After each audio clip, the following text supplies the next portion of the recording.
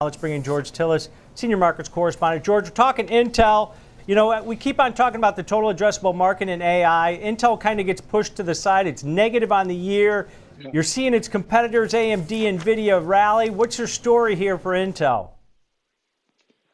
Well, I look at Intel and I think of a company that has, exceptional intellectual capital and a lot of potential. I look at Intel as sort of the IBMs of the semiconductor space right now because they're really reconfiguring their business. They're actually expanding their foundry business to incorporate AI manufacturing, AI chip manufacturing. That'll certainly help, I think, broaden out the supply that is needed globally. But at the same time, Intel is still very much concentrated in the CPU markets with 80% of the total market share. Now, as of recent, there's some news associated with Intel. Going back to the Trump administration, they actually procured a license to sell their CPU chips to Huawei out of China, while AMD actually was denied a particular similar request.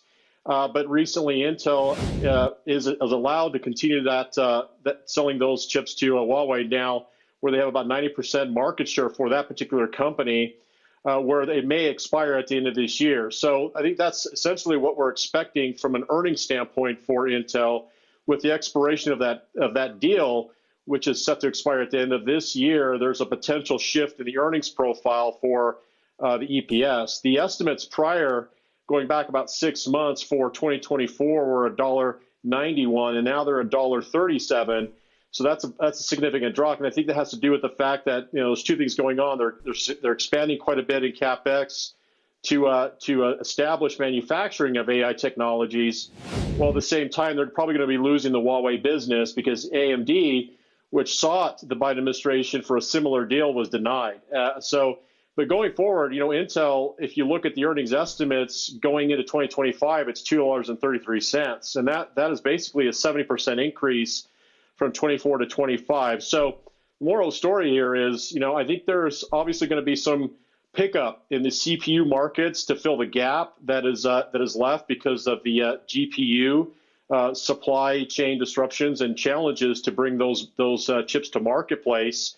They are expanding their offerings, but at the same time, the CPU market, I think, is also poised for a cyclical up move, because I've noticed a lot of the other ancillary chip manufacturers, including memory chip makers like Seagate, Micron, all the earnings estimates for 2025 versus 2024 are significantly higher, and I think that's the case for Intel as well. What's more important for Intel here, George? Is it the foundry business that's supposed to expand after they get some money from the CHIPS Act?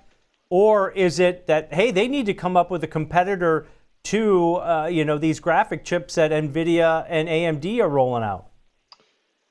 So that's a good question.